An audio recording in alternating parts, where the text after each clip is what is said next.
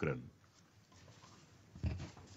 Merci beaucoup, Monsieur le Président, Monsieur le Ministre, pour l'organisation de ce débat. It is also my pleasure and honor to welcome today's briefers and thank them for their comprehensive presentations. Ukraine aligns itself with the statement of the European Union to be delivered later today. Mr. President, nowadays most of the UN peace operations are deployed on the African continent. Almost 50% of the uniformed personnel in these missions are also provided by the African states.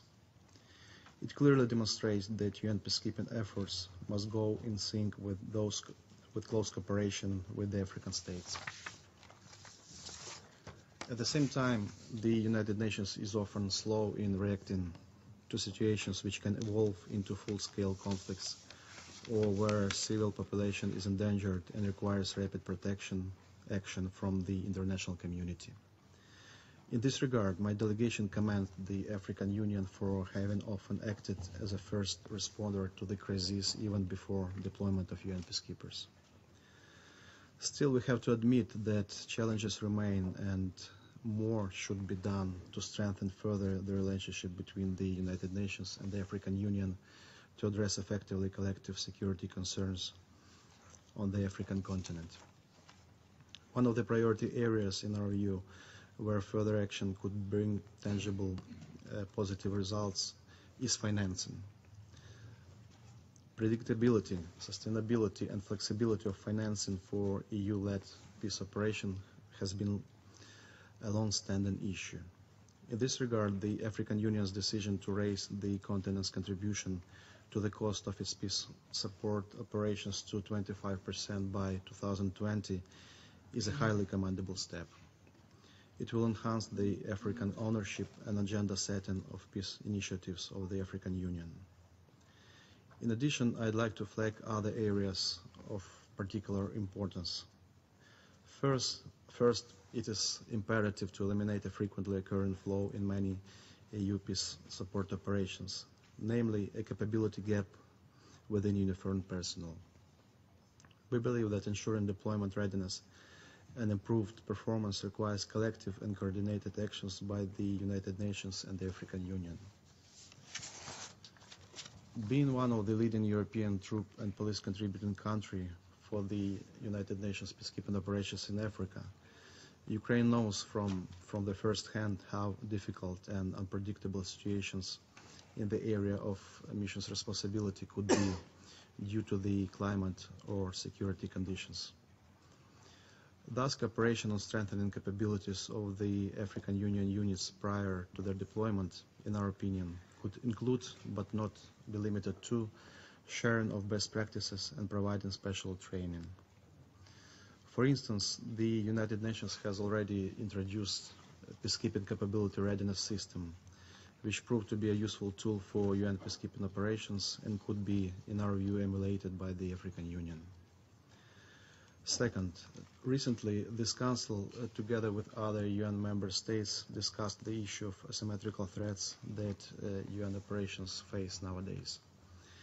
It was clear from these deliberations, as well as relevant reports on peacekeeping operations, that United Nations peacekeeping missions are not a proper tool to combat terrorism. Many hold the view that military measures to counter terrorism and violent extremism are responsibility of national governments and relevant regional organizations. That's why we see a lot of merit in the United Nations providing advice and expertise in support of respective African Union endeavors. Third, after recent peacekeeping and peacebuilding reviews in the United Nations, we consider as an axiom the people-centered approach to these activities of the organization. In this respect, we believe that protection of civilians is a decisive factor not only for the success of the UN operations, but also those of the African Union endorsed by this Council. Thus, it is worth considering establishing an effective framework for human rights due diligence policy in the African Union peace operations. From the UN peacekeeping experience, it is clear that there is no peace without human rights. And last but not least, in light of the recent resolutions of the Council and General Assembly on peace-building architecture, it is important to look back at the 2015 UN-African Union Joint Communiqué, which envisaged a conduct of joint UN-AU field missions to areas of conflict in Africa. We should consider implementing this commitment while organizing field missions of this Council, which we see as an important conflict prevention tool.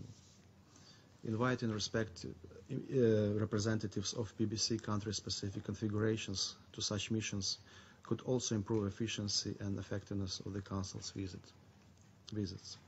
In conclusion, Ukraine would like to reiterate its position that, as an elected member of the Council, as well as an observer state in the African Union, we stand ready to engage constructively on each and every initiative aimed at enhancing UN-AU cooperation on issues relating to peacekeeping, peace support, and peace building on the African continent.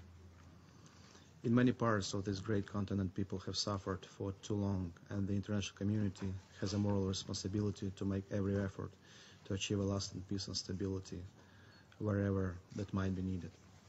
Je vous remercie, Monsieur le Président.